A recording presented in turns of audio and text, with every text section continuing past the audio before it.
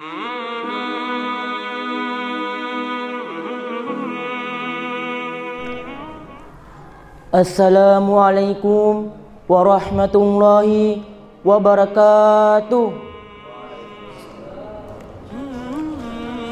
Alhamdulillahilladzi anzala ala abdihi alkitaba wa lam yaj'al lahu 'iwaja. Asyhadu an la ilaha illallah wa asyhadu anna Muhammadan abduhu wa rasuluhu. Allahumma salli wa sallim ala nabiyyina Muhammad wa ala alihi wa ashabihi faman tabi'ahum bi ihsanin ila yaumiddin. Amma ba'd. Alhamdulillah, segala puji bagi Allah, pemberi nikmat yang tak terhingga, pencipta alam semesta. Baginya lah segala pujian tercurah, yang menghidupkan dan yang mematikan segala makhluk yang ada, yang menghisap dengan penuh keadilan dan bijaksana. Kepadanya lah kita akan kembali sebagai hamba yang mulia di alam syurga, kenikmatan yang hakiki tidak tara, tempat impian semua manusia. Salawat serta salam semoga tercurah kepada tauladan sepanjang masa, pejuang tak kenal lelah, pemimpin yang mengayomi dengan akhlak yang mulia, panutan dalam menjemput hidayah. Ia diutus untuk membawa Al-Quran yang diturunkan oleh pencipta sebagai tuntunan yang melepaskan dari belenggu jahiliyah kepada zaman dan peradaban yang mengguncang dunia. Ia adalah Muhammad sallallahu alaihi wasallam. Hadirin yang dimuliakan Allah, Islam itu artinya selamat, jalan keselamatan dan jalan kemuliaan. Islam adalah rahmat dan kasih sayang yang membahagiakan dan ajaran yang membahagiakan. Islam artinya cinta yang menuntun pada surga. Islam artinya pegangan untuk kita pegang dengan segenap kekuatan. Islam artinya perjuangan untuk mulia dan dimuliakan oleh Rabb seluruh alam.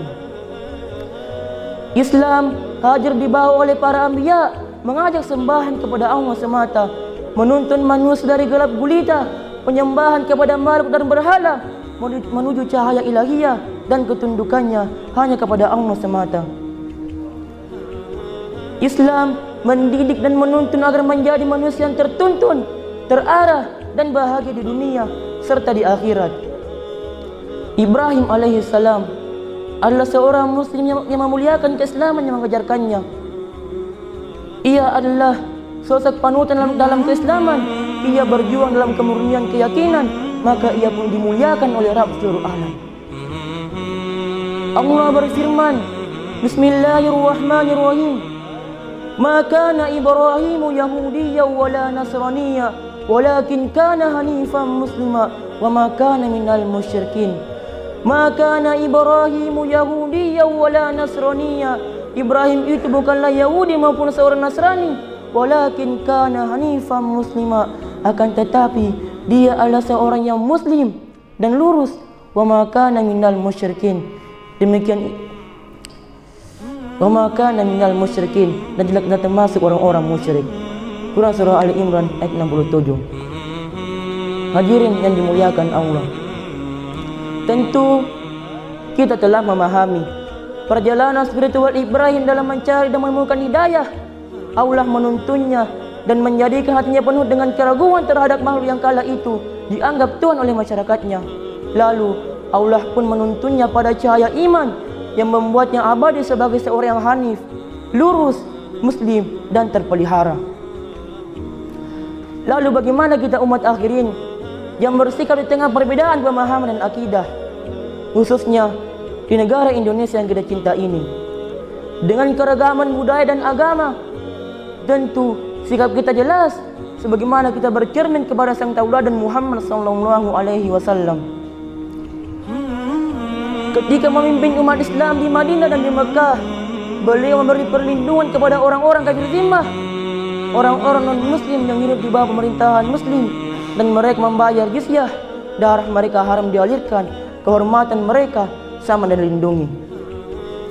Itu membuktikan bahwa Islam itu damai, Islam itu kasih sayang, Islam itu cinta yang memberikan ketenangan, sebagaimana beliau menegaskan dalam sabdanya dari Abdullah bin Amir radhiyallahu anhu, man qatala qatilan min ahli zimmah lam yajid rihal jannati wa inna rihaha la yujadu min masirati 40 ama. Man qatala qatilan min ahli zimmah, barang siapa yang membunuh seorang kafir zimmah, lam yajid rihal jannati, maka tidak akan mencium bau surga. Wa inna rihaha la yujadu, padahal bau surga itu tercium min masirati 40 ama, dari perjalanan 40 tahun. Hadis riwayat An-Nasai.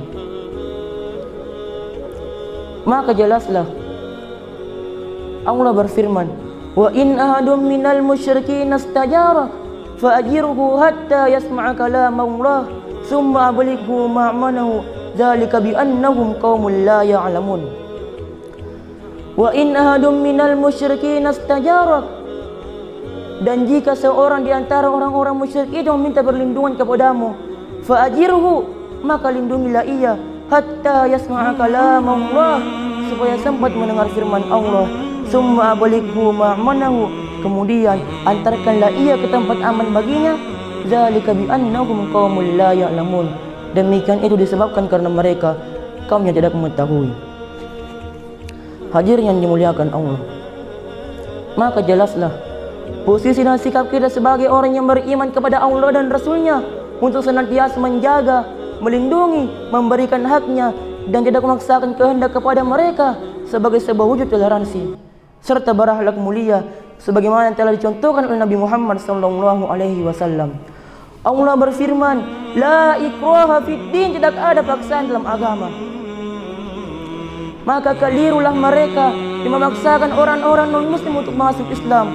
Maka kelirulah mereka yang melakukan tindak rasis dan sara mengatasnamakan agama, dan sungguh kelirulah mereka yang melakukan tindakan terorisme dan pengeboman yang mengatasnamakan jihad.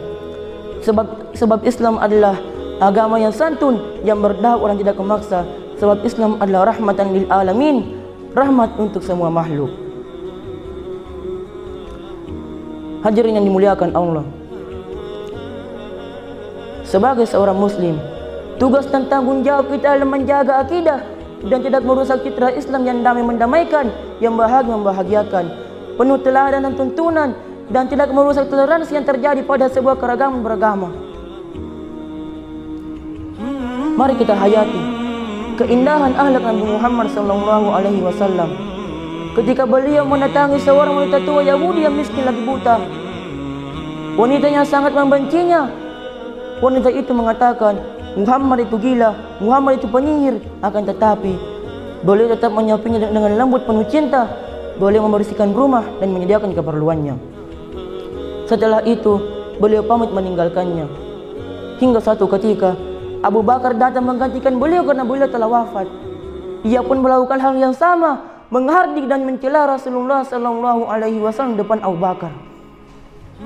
Abu Bakar pun menyuapinya dengan penuh kesedihan, hingga wanita itu merasa orang yang sedang menyuapinya bukanlah orang yang biasa datang kepadanya. Maka ia pun bertanya, "Siapa engkau?" Abu Bakar menjawab, "Aku adalah orang yang biasa datang menyuapimu." "Tidak, kau adalah orang lain." Kemudian Abu Bakar mengatakan, "Engkau benar. Aku bukanlah orang yang biasa datang menyuapimu dan menyediakan kebutuhanmu. Akan tetapi orang yang biasa melakukan itu telah wafat, dan dia adalah orang yang kau benci, kau cela, dan engkau caci maki, dan dia adalah Muhammad sallallahu alaihi wasallam." Wanita pun itu menangis, menyadari kesalahannya, dan dengan itu menjadi jalan hidayah baginya. Inilah potret cinta dan kemanusiaan. Inilah potret toleransi yang membahagiakan, dan itu berasal dari sang tauladan Muhammad sallallahu alaihi wasallam. Sungguh keretakan yang terjadi pada diskriminasi yang terjadi pada jantung keragaman beragama, dan itu disebabkan dangkalnya pemahaman Islam yang mulia atau keegoisan yang membinasakan. Maka dari itu, mari menjaga kerukunan telah tercipta dengan menjunjung tinggi prinsip Islam yang rahmatan lil alamin, kasih sayang dan cinta untuk makhluk seluruh alam. Hadirin yang dimuliakan Allah, demikianlah ceramah yang sempat kami bawakan. Semoga memotivasi dan memberikan inspirasi kepada kita semua. Subhanakallahumma bihamdik, asyhadu an la ilaha illa anta, astaghfiruka wa atubu ilaik. Syukran. Assalamualaikum warahmatullahi wabarakatuh.